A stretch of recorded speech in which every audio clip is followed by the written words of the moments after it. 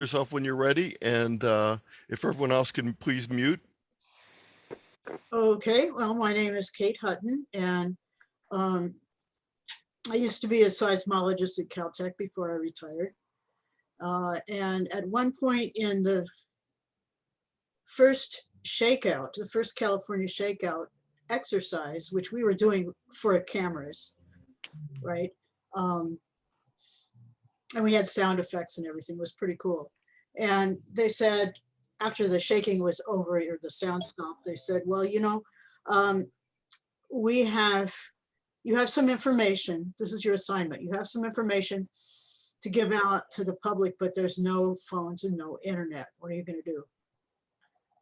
And I'm sort of scratching my head, and literally 30 seconds later, two students walked in with their HTs, and they said that they were from the Caltech Amateur Radio Club. And what did I want to say? I said, we can talk to any EOC in Southern California. What do you want to say?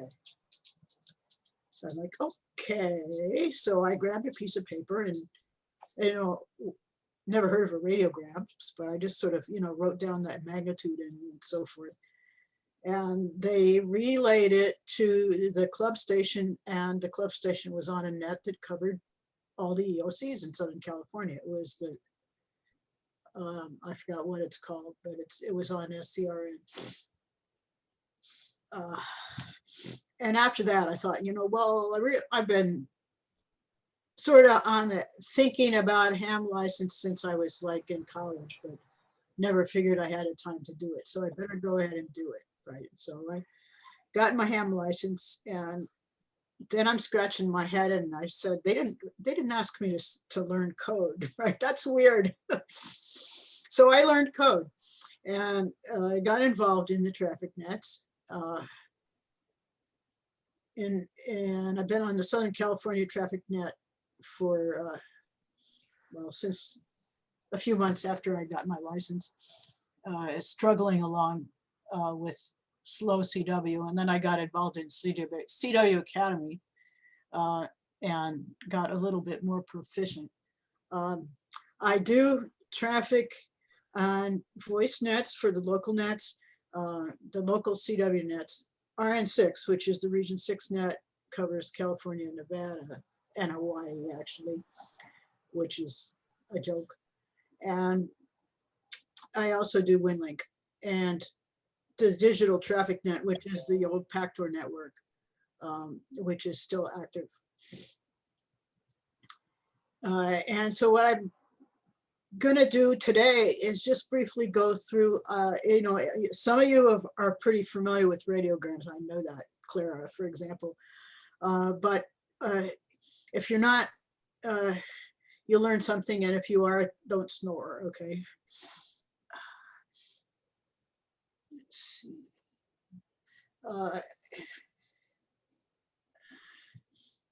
So this is basically the summary is amateur radio uses a diversified system of passing short messages throughout the US and Canada and some parts of the EU and Australia. We use HF, VHF, and many more modes that are available using CW sideband and FM and various digital modes. Pactor and WinLink are probably the most common ones.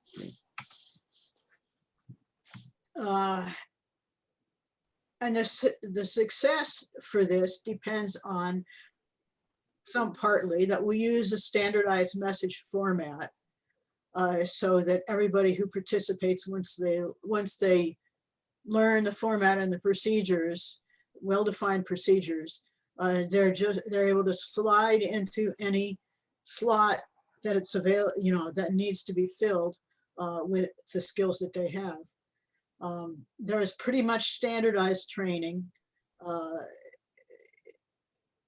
There's still the old methods and practices guidelines thick book is available still on the ARRL website. And there's also Radio Relay International has a lot of training material. And to some extent, it's interchangeable personnel. In other words, if someone has RN6 experience, they could sub for me if I can't make this. I can't make the net tonight.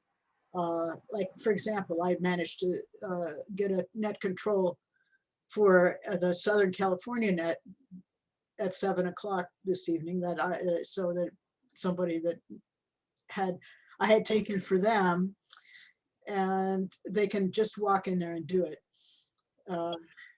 We have systematic net times, and we have established digital links. And we try to practice this every day. Okay, not everybody practices every day, but the nets go every day, and the WinLink goes every day, and the DTN goes every day.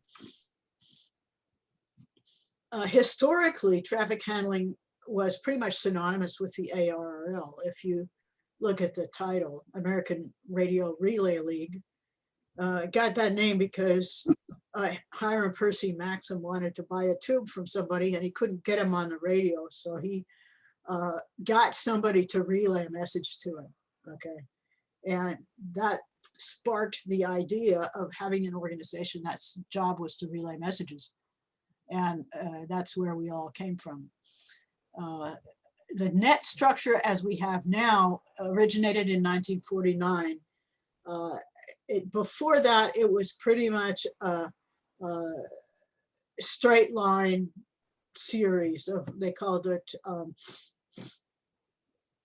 I forgot what they called them. But anyway, it was commonly the same people who did it every night, and they were exhausted all the time. And George Hart's big introduction was that, okay, well, we're going to have these jobs that are well defined, and people can learn them, and they can change, you know, they can interchange.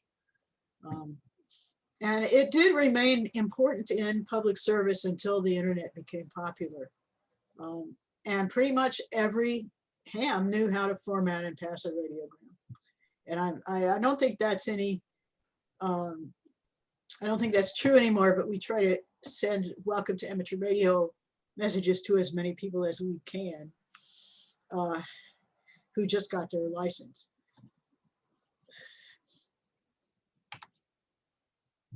More recently, the first digital implementations were on RTTY, Clover, and I don't even know what all these are, but Pactor I know I'm familiar with because I use that. In the early 1990s, the NTSD, which is now called the Digital Traffic Network, is pretty much an automated system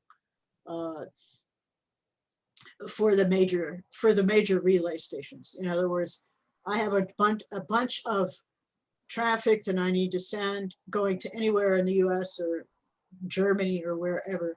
And I can connect with one of the DTN stations. And as long as the propagation lasts, I can send all that traffic in one session. We also use WinLink 2000 quite a lot, using a Pactor, Winmore, and VHF packet. Yeah, I don't know much about mesh network, but there is a very strong mesh network set up within areas in Southern California, but I don't know anything more than that, so I'm not going to dwell on it. So why do we do this? Why do we keep this alive? Well, it could be useful in a disaster situation. In the hurricane that hit Puerto Rico a few years ago, there were two hams in Puerto Rico who sent probably 2,000 or 3,000 welfare messages to people's relatives in the US, okay? And they were not traffic handlers, and they didn't use the format, but all the people who picked up the messages and delivered them on our side were traffic handlers. So the training was good. And actually it was pretty funny because once the messages got into the US, they went by internet to the various people in the various areas who could deliver them. And I delivered some messages to locations back east just because I was available to do it at that time, okay? but it worked, okay. And I think it worked because there was training in the background. People knew what was going on. And then after 2 days, the guys had their rig stolen, so the whole thing stopped. But they had several thousand welfare messages. And stepping back from the actual disaster situation and specifically NTS, it's great training for any aspiring MCOM operators. It teaches people how to use directed nets without causing chaos, and gives them experiences with hardware, software, and propagation. If you choose to go to CW, it's a great code practice, and it's fun, and you get bonus points on field day, as I've been reminding people of lately. And I think this sort of sums it up. This is something that was in QST, and I got the ARL to lend me the photograph. It's from Hurricane Katrina, and it was outside a shelter. Yeah, I don't know how much business they got, but it was available. Okay. So we may be the only amateur radio service that practices, quote unquote, for disasters every day, 365 days a year. And we have fun doing it. What is our routine traffic?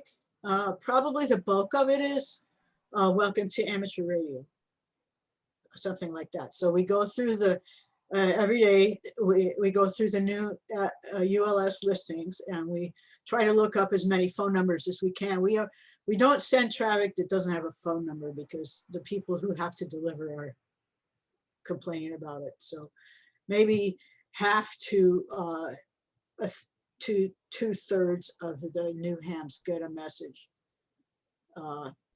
And some of the phone numbers are wrong, so they don't get their message, but we try. We also have welcome to SKCC. Congratulations on your CW Academy class, all kinds of stuff like that. Trivia games. I've seen people play chess, but it doesn't really work because it's a little bit slow. But it's, you can do that. Okay. Trivia games are fairly common. I've even seen haiku. And yes, we do send quaint retro greetings to our friends and relatives that they get a laugh out of. One of the things that we do is we pick up in some of the historic museum ships, like the Red Oak Victory in San Francisco Bay. They have special holidays when they invite the public to, I mean, the public's invited all the time, but they have special events. And one of the things that they do is they take down radiograms for people. And a bunch of us are standing by to take the messages from them and either deliver them or relay them on RN6 or whatever. So there's that stuff. So suppose someone calls you on the telephone and gives you this message, okay? And it says, welcome to the Fists Club. We're glad to have you with us and hope you will enjoy the fun and fellowship of the organization. Best wishes. This is the first radiogram that I got. And I was pretty happy to get it because it was a link that I was able to find the local net through. And when the message was written down in its quote native form, it looked like this. It has a preamble, the 42 routine, hotel, X-ray, golf, etc. That's called a preamble. And then it has the addressee section. Okay, that's where it's going. And then there's a break, and then we have the text. And this doesn't look anything like this one, okay? But that's because ARL 69 is a canned message that has blank spaces in it, and it shortens the radiogram considerably, okay? And they are official ARRL If you were to Google ARRL standard radiograms or something like that, you would get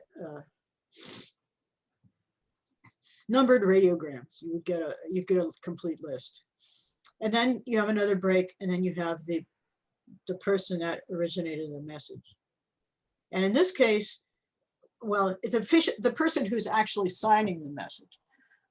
In this case, it's the same person who originated the message in the preamble, but it doesn't have to be the same person.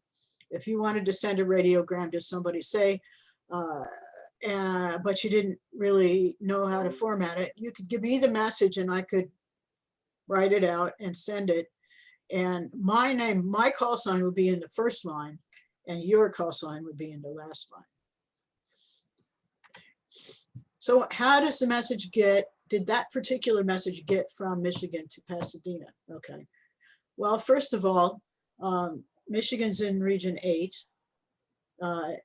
So somehow in the local nets, it got to the 8th region net. Okay. Which probably meets twice in the evening. Okay.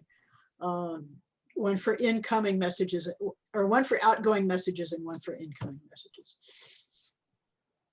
And a representative called the Eastern Area Net rep, who was on the RN6 or the 8th region net, took the message and he went to the 8th region net, which covers the whole eastern third of the US. Okay. There, the message was picked up by someone who had the assignment to be the liaison between Eastern and Pacific. Okay. In the old days, these were called Transcontinental Core, or TCC ops. Now they're called something else.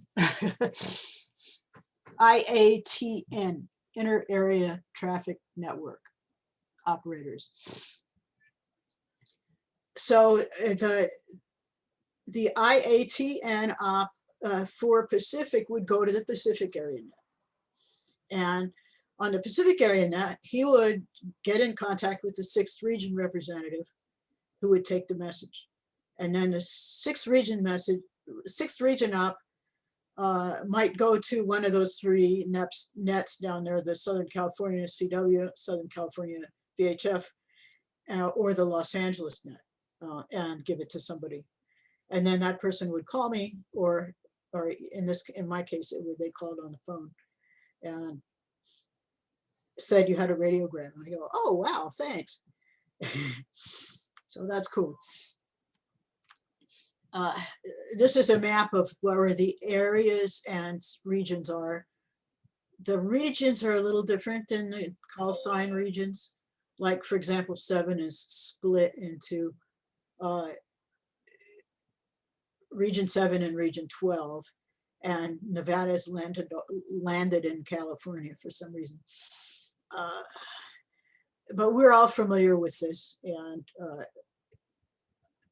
sometimes we have to look at the map. Well, we can go into Canada easily. We can go into Alaska fairly easily, and we could go to Hawaii through the digital traffic network.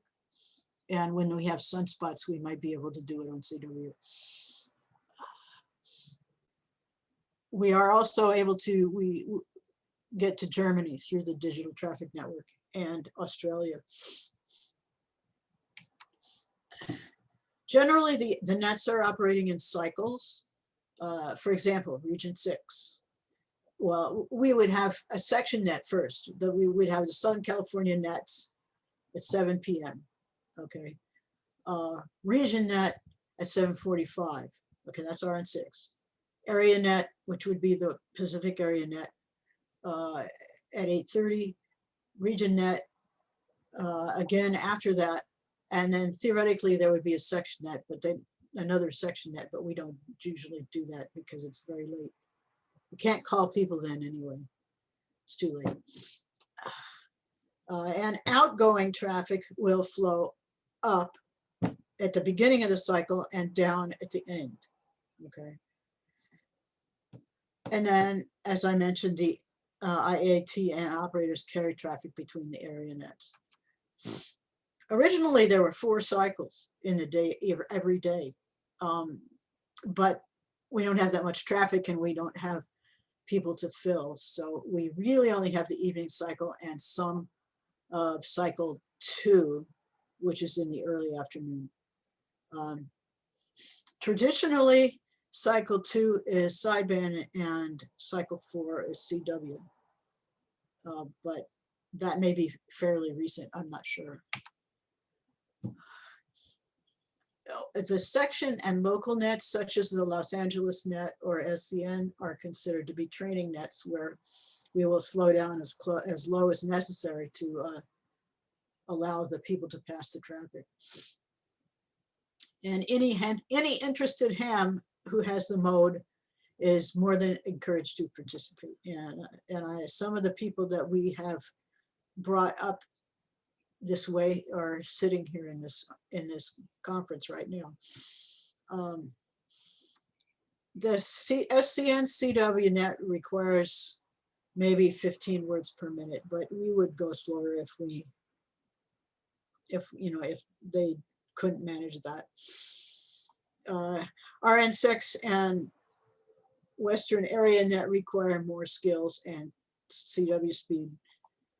So normally you work up, you start on the SCN, the local net, and then you go to, as you progress in your skill, you go to the region and area net. And it's not just skill, it's your station. Like I have some trouble being a transmit on the Western area net because I live on a small property and I have a G5RV for my HF antenna. But I do pick up a lot of messages. I take messages. I'm the receive operator often. The current configuration, most of the local nets are still affiliated with NTS, with ARRL, NTS. Most, but not all, of the long haul circuits are the region nets and the area nets are associated with the Radio Relay International, RRI group, which is a split off. The operation is seamless. Even right after the split, the operation was still seamless, although people were complaining. You can think of it now like the 1990s when you had your local phone company and then you had your long distance provider, which would be RRI. And DTN affiliates with RRI. Both NTS and RI have training material online that is easy to access. So if you're interested, you can find it. The digital traffic network is sort of parallel to the net structures. I mean, but it's independent of scheduled net times. There's it's based on propagation, I think, when they try to make connections, and it's automatic forwarding. My personal experience is it's limited by HF propagation, but if you got a lot of power, maybe that's not true. It currently carries between 1/2 and 2/3 of the long haul traffic load, because we don't have all that many CW operators. It operates in Pactor, and I believe it's going into VARA and a few other modes that I don't have, so I can't speak about them, but Pactor works.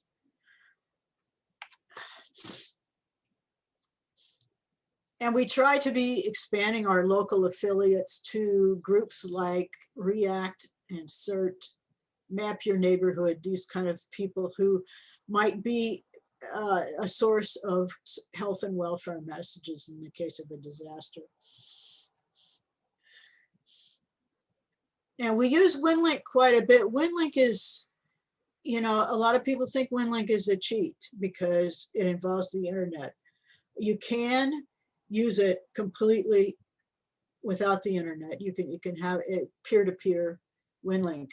Most people don't use it that way. Most people go by radio to a gateway that goes to the internet, which is pretty much what would happen. in a disaster. If we have the big one here in Southern California, we can't, the internet goes down for some reason, we can probably reach an internet station, an internet gateway in Arizona or Utah or somewhere like that, where we can get the messages out onto the internet, and then they can flow. But you never know. It is in email format, so it's easy for people to get used to it. And they have many templates, and one of the templates is the ARL radiogram. And so, you know, if people say, well, I don't know how to format a radiogram, well, we go, okay, well, go to WinLink, go to the templates and pick up the radiogram template and fill it out, and it will tell you if it's wrong. Okay, the format will tell you it's wrong. But they have to be small files because it's pretty slow. At least on HF, it's slow. Radiograms have to be small files anyway, because you never know if it's going to stay on WinLink. Okay, you could send a message on WinLink and it could end up on my lap and be sent to the Southern California net on CW. You don't know. It's not going to stay in the format that it's in. Now this shows how WinLink normally works, you know, with the internet cloud in there, and then the stations, the radio stations in the disaster area, I think is pretty clear. But you can have RMS PACTOR between DTN stations. Okay, so it never touches the internet. I don't know how often this is practiced, but it's possible. So we have all these routing paths. You can make your choice. You can go to LAN, Los Angeles net, give the message to the RN6 rep, and then it's up to that person what to do with it. And this is the main determinant. The main determinants would be propagation that's available at the time and how much traffic they have to get out for that day. But they had manual nets, which would be voice or CW, digital, or the DTN, which is the same thing as NTSD, and WinLink 2000. And then it eventually goes to the section net in the destination area and gets delivered somehow. Okay, if it's a phone call or they have to knock on a door or what, you know, we make an effort to deliver the messages. Sometimes we can't because we have to look up all the phone numbers, and a lot of times they're wrong, but we do what we can. Modes and frequencies chosen, geographic area to be covered by the net determines you know, you obviously can't use VHF on the region net because California is too big, too long. So you have to use HF for that. Propagation of the day, skills and interest of available volunteers, and we're always recruiting. In emergency, it's going to be even more so. Whatever's available, you have to use it. Skills that are needed, region and area nets require operators who can move large volumes of traffic efficiently. Okay, now that applies to both CW and sideband nets. DTN and WinLink is always needing operators who can run an automated station on HF is what we're really looking for. But lacking that, at least can use WinLink or other software to send traffic onto DTN or take it off. Section and local nets always need people who are people to help deliver and originate the traffic and help train new operators and interface with the public. Like, for example, I often go to the San Fernando Valley Emergency Fair when they had it before the COVID.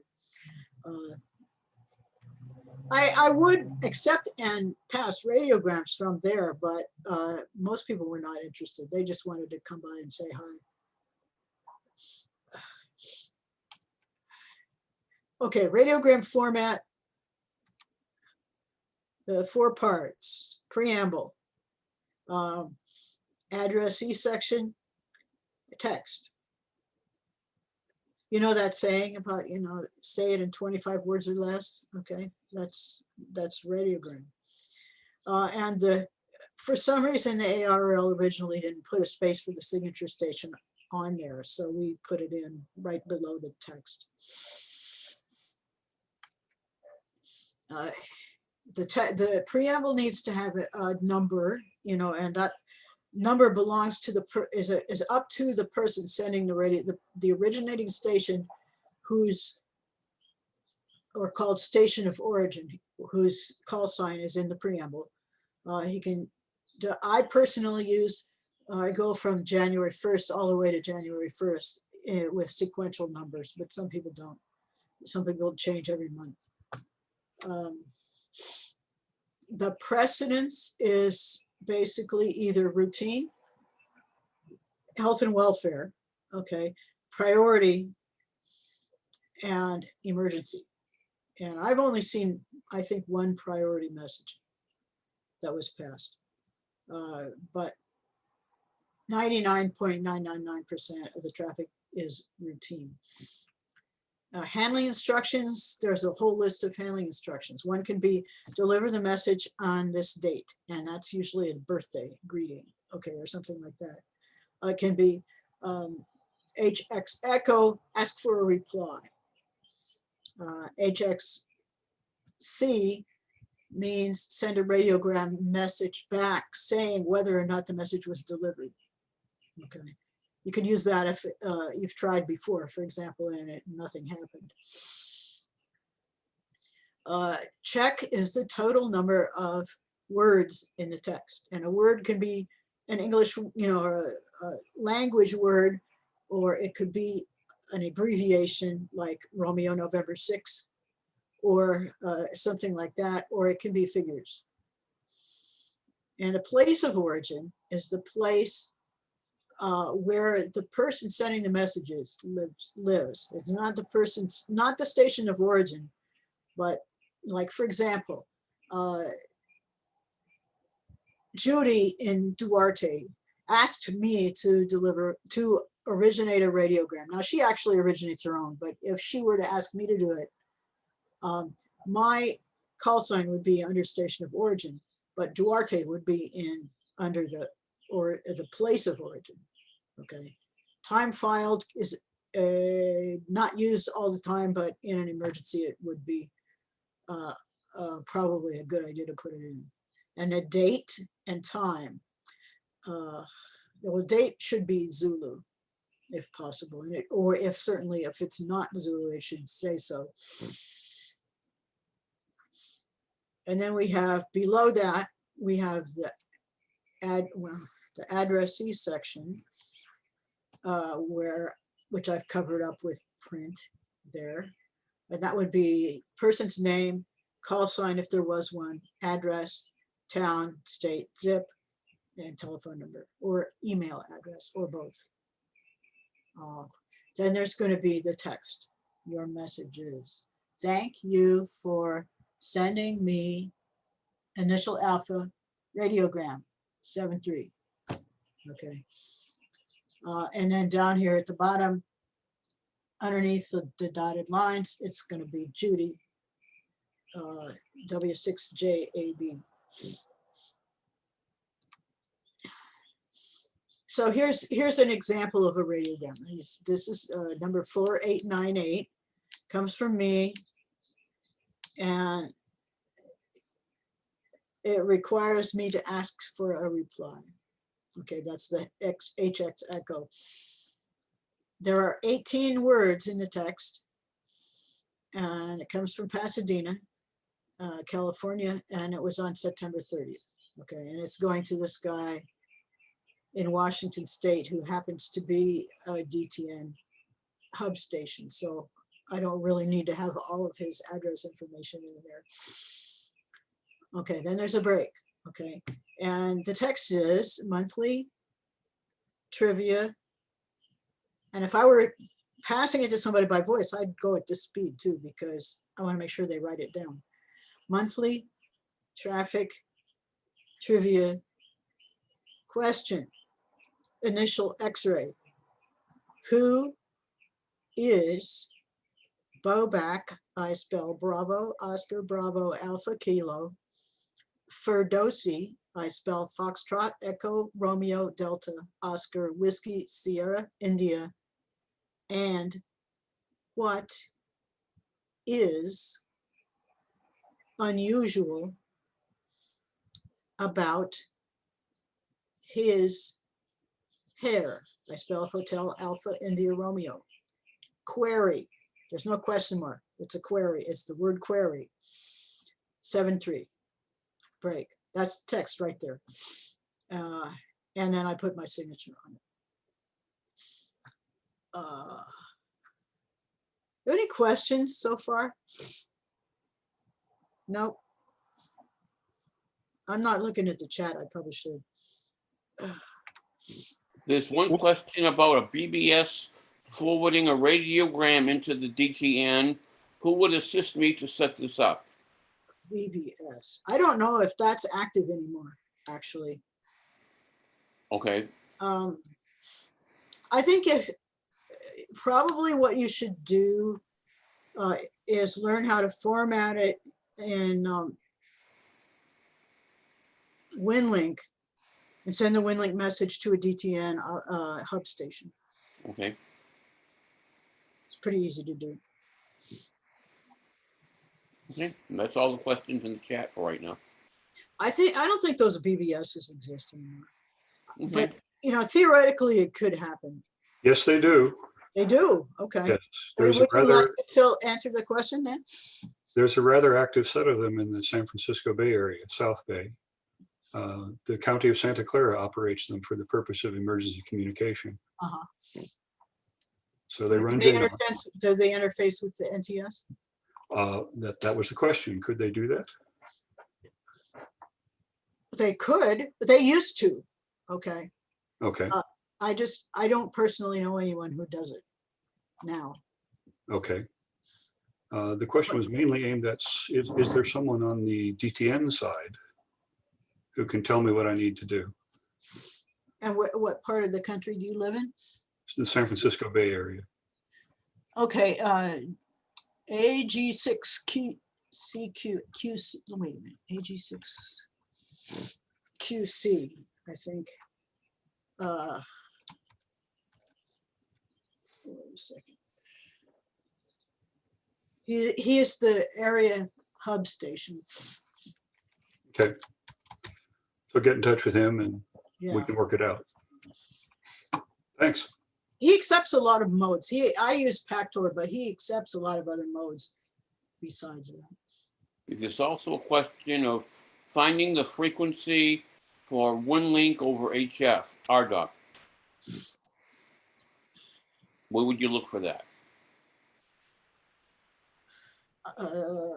I would go to the Radio Relay International website and go and search for it. Okay. AG6CQ would be the one to cover California. Okay. And yeah.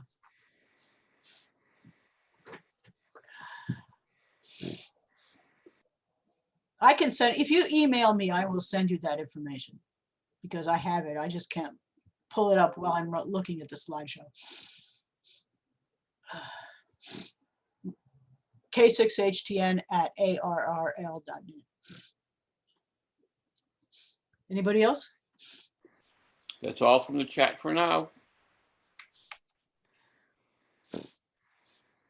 Okay, so the restrictions on the text for a radiogram, usually limited to 25 words or less, simply because there's more opportunity for errors if it's much longer than that. We don't use any conventional punctuation.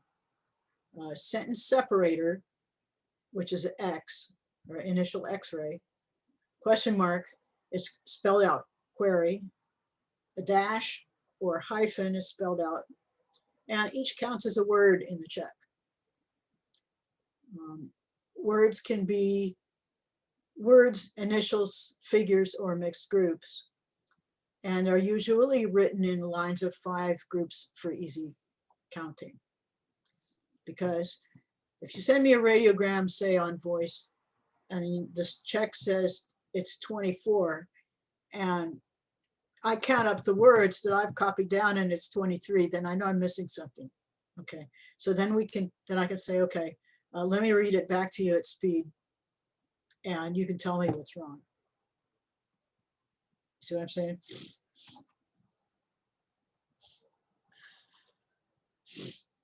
The signature is important because even though there's no space for it, WinLink has a space for it, okay? Just the old ARL format doesn't have it. It's the person on whose behalf the radiogram is being sent. So that's somebody who might want to get a reply, or somebody who at least the person receiving the message would know who it came from. Okay. If the person wants an answer to a radiogram, they have to put HX echo in the preamble, and it should include necessary, and then you should include necessary delivery information. Like, for example, if you want HX echo and you're not a common traffic handler that everybody knows, you would want to put your phone number, for example, after your name in the signature, so that the person would know how to get in touch with you or send a radiogram back.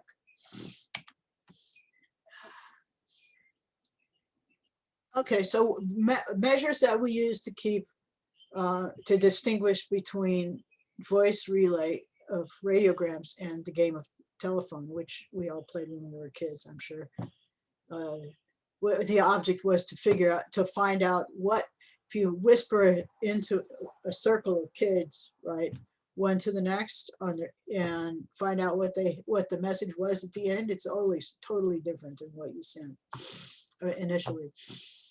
One is we don't talk too fast or send CW too fast. The limit is, you know, the CW operators, they're also contesters and they can go 30 words per minute, but most people can't type or write that fast. Okay, so you want to make sure you deliver the information on the air at a speed that the other person can write.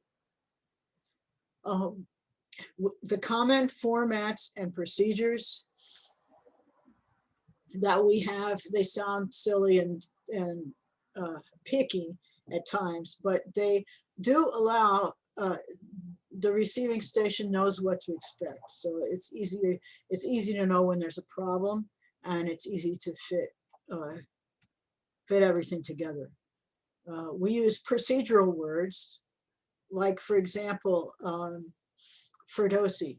I spell Foxtrot, Echo, Romeo, Delta, Oscar, Sierra, India, or whatever. I can't remember how it was spelled, but yeah. Procedural words that allow us to insert these comments, you know, like, now I'm going to spell, or now I'm going to say again, you know, just so there's no confusion about what's going on. We use introducers, which are words like figures. In other words, what I'm just about to say is going to be numbers. Okay. Amateur call is always said before someone's call sign. And mixed group is, for example, Romeo November 6 is a mixture of letters and a number. When we ask, there is a standard format for asking for things that you missed. For example, if there's QSB and you don't hear a couple of words in the middle of the radiogram, You can say, say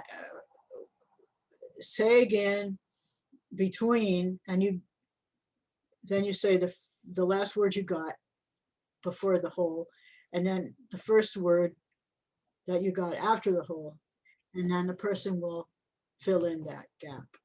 Okay. And Roger has a very specific meaning, and that means that I have the message. Okay. And I think I have all of it. I have the message correct. Okay. It's not used for anything else. And, we use affirmative for the other things. Okay. You know that. And then we have these ARRL numbered radiograms that are certain long messages. Probably the most common one is your message was delivered, or your message was not delivered, or, and then they have to give a reason, like the phone number was bad or something like that. Birthday greetings. It's quite a few ARRL radiograms.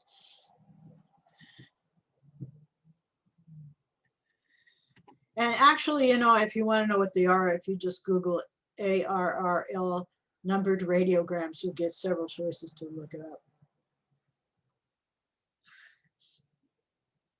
And when we use one of those in the preamble, instead of just saying the check as the number of words in the text, you have to say ARL 6. Okay, and then there better be an ARL number in the text. Okay, and we always spell it out because it's less confusing. It reduces errors.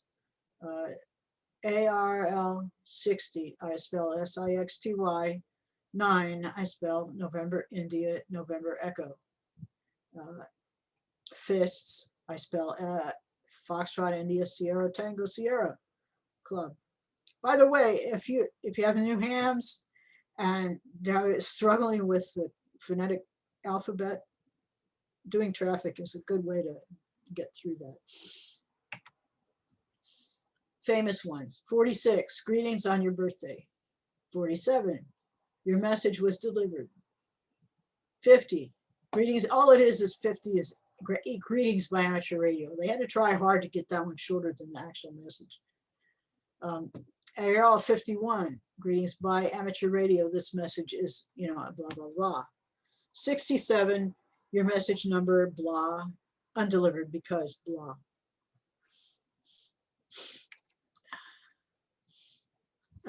We do always need participants, even if they're sporadic.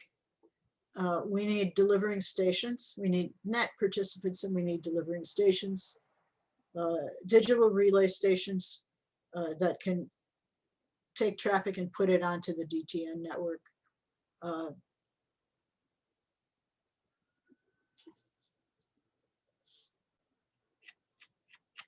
Packet RMS gateway. That's how you get onto the DTN network. It's the packet RMS gateway.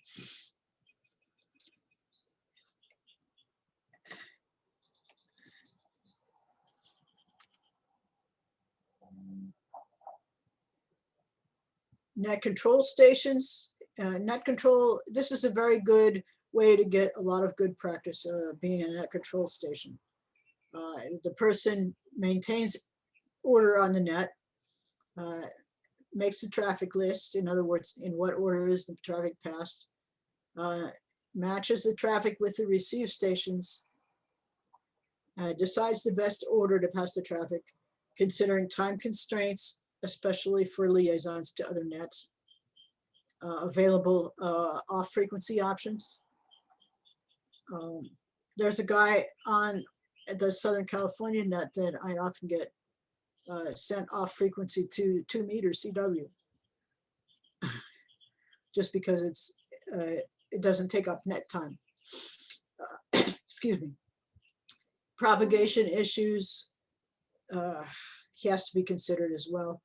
Answers questions after the net and deals with issues. Okay, so if someone new starts checking into TrafficNet on a regular basis, we take that to mean that they're interested in participating, and we sort of try to encourage that. Judy's a good example.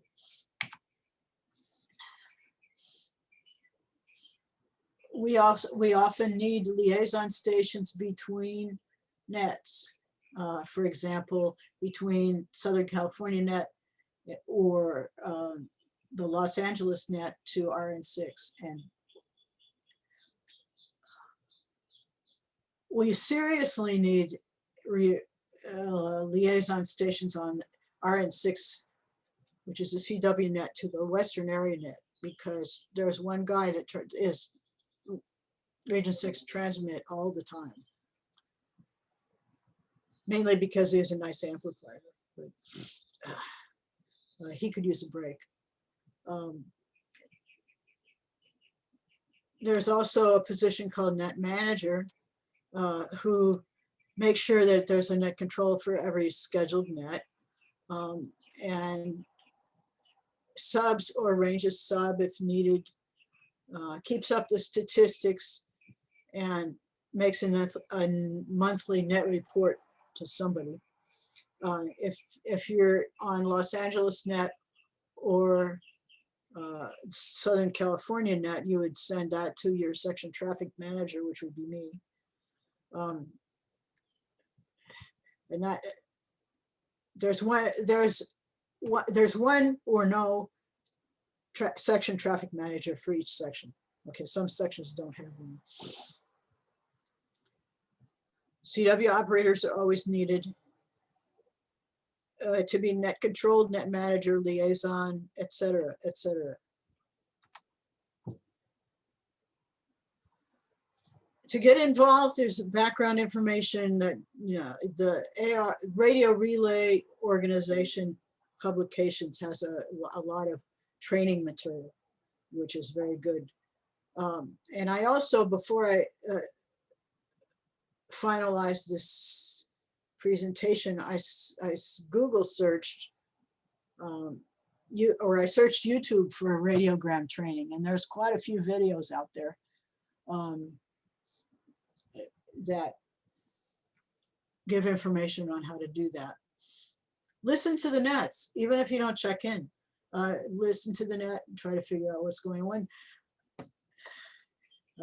And check in when you're ready. Okay, so you can listen in until you have some idea what's going on, and then join in. You don't have to bring traffic. You can just check in, check out.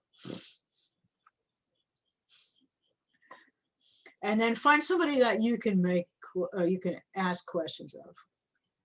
And that could be a STM, or it could be a net manager, or somebody that you know that's on the net. Someone with a little bit of experience on NTS. There's a lot of choices there, and now you know some of them. Okay, and I think that's. Let's see.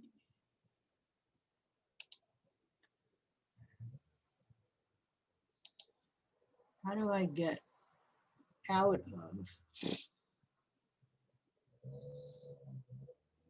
How do I close my?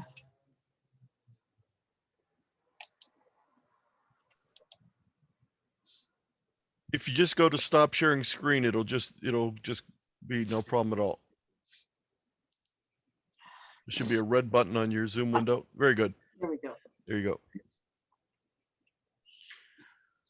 Okay, if anyone has any questions, please raise your hand or put it in the chat. Barry will watch the chat, and I'll try and keep an eye out here for raised hands. Great job, Kate. That was neat. Oh, thank you. Appreciate it. I have always trying to recruit some new people for the nets. I used to work with you when I was in Orange County many years ago. It's a great pleasure. Nice to see you again. Oh, nice to see you again. Who said that? John, AC7GK. Ah, okay. Okay. This is Larry up the Antelope Valley, and I can remember when you came up to give our group a couple of talks. Really appreciate that too. Nancy, K8 NBD, please go ahead. Yeah, thank you so much. Yeah, I'm one of Kate's early recruits, and I got my license, and she goes, "You can do this too. How about radiograms?" And so, and many of you can attest, her patience and practice and her dedication to getting the message through is a good example for all of us. So I'm still learning about radiograms, but I know that it's a very good medium, especially with WinLink. We can send out information via radio and not be dependent upon the internet. So thank you, Kate, for a very nice review. Back to you. No, thank you, Nancy. Other questions? Just a comment. We really need people to learn how to do messages. This is one niche that's unique to amateur radio. None of the other services practice sending formal written messages as part of their work. Hams are the only ones that seem to be able to do this. And the more people we have trained to be able to do it, the better. And so check into your local nets, listen and learn how to do it. The more people we have, the better. Yeah, I really second that, because I mean, if you go back to the hurricane instance that I talked about, it was the traffic handlers who picked up that problem, picked up those messages and delivered them, because that's what they were there for. Yep. They Kate, knew we how have to do it. They were very comfortable with it. It happened. Kate, we have a question from Ed, KD2TVZ. What is the best first step for getting involved? Where do you live? Ed, where you want to go ahead and unmute Ed?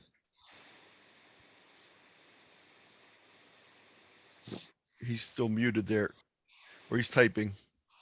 He's in New Jersey. Okay, well, I don't know who is the STM in New Jersey, but that's where I would start. Go to the ARL website and look at the New Jersey section. Probably there's two at least, and find out who your STM is, and then call them up and ask them how to get involved. Thank you. He's in the Southern District Net. It was suggested to try the Southern District Net in New York by someone else in the chat. Okay. Yeah, New York is a big one. I mean, there's a lot of people involved in radiograms in New York. Other questions? Well, Kate, we'd like to thank you very much for presenting this evening. Your presentation will be available online as a recording, and that should be available in a couple days at the latest. Dennis has his hand up. Yes, Dennis, go ahead. Oh, thanks, Anthony. And thank you, Kate, so much for coming out and doing this with us. We really appreciate that. And I was going to say this coming weekend, we've got a great opportunity to practice this the traffic with field I data. forgot to mention that if you send one radiogram to your section manager, you get 10 or 100 extra points on a field day. And you can get 10 points each for 10 more radiograms to anybody, provided that the message leaves your field day site by radio. So basically, and it's got to be in a radiogram format. It's got to be in a radiogram format. But basically what you're saying, and the way I interpret that, is that you could send using WinLink and the radiogram form template, send a radiogram to a friend or a relative. Yes.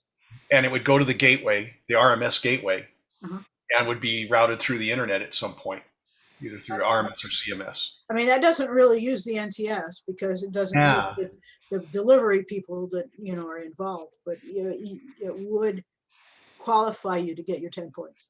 So if I wanted to actually use NTS to do this, I could forward a WinLink message to you then, in other words. You could do that. Okay. Or you're going to get a mountain of traffic on field. You know what? I usually spend several days just passing traffic after Okay. field day. I don't even participate in field day anymore, but except to take the messages. Take the I do, messages. I do schedule, you know, with some clubs, they want to schedule with me that pass me all 11 messages That's from their cool. field day site. And I like to do that That's cool. Well, you may catch me doing that, Kate. because there's one part of the spectrum that there's nobody on during field day, and that's FMCW or 2-meter CW. I was thinking some of the work bands too for Yeah, probably. yeah, for WinLink. That'd be great. Well, thank you so much, Kate. This was wonderful. Really appreciate you coming down. It's good to see you again. Yeah. So did you go to